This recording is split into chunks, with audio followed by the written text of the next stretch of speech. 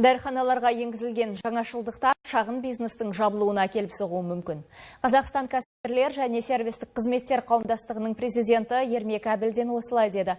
Денсаулық сақтау министрлігі дәріханалар дәрілерді рецептпен босатуы, ал рецепт жазылған қағаздар 3 жылға дейін сақталуы қажет деген жаңа ереже енгізген еді. Ол жаңашылдық биыл мамырда күшіне енген болатын. Алайда бұл науқанға дәріханалар дайын болмай шықты.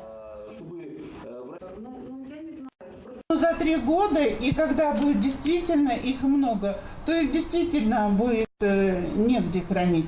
Создают условия для того, чтобы... Бұл шағын бизнестің жабылуына әкеп соғады. Жемқорлыққа жол ашады. Мысалы, фармацевтикалық қадағалау комитетінің өкілдері 2021 жылы тексеруге келіп, 2019 жылы жиналған рецептілер қайда деуі мүмкін ғой. Ал лицензиясынан айырылғысы келмеген дәріхана қожайындары олармен келісуге мәжбүр болады. Оған қоса, емхана дәрігерлері әлі күнге дейін электронды рецепт жазуды меңгермеген.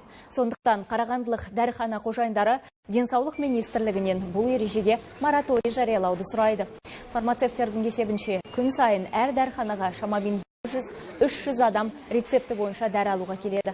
Оның үстіне бір науқасқа бірнеше рецепт беріледі. Ал елде 6000-нан астам препарат тек қана дәрігердің ұсынысымен қабылданатынын ескерсек, дәріханалар 3 жыл бойы миллиондаған қағазды сақтауы тиіс. Оның үстіне ақ халаттылар науқастарға рецептінің өзін дұрыс жазбайтын көрінеді. Соған қарамастан фармацевтер нұсқау қағазды сақтамаса, не қате жазылған рецептіні қабылдаса, 130-дан 200-ге дейін айлық есептік көрсеткіш көлемінде айыппұл төлеуі тиіс. Ал жағдай екінші рет қайталанса, лицензияларынан айырылады.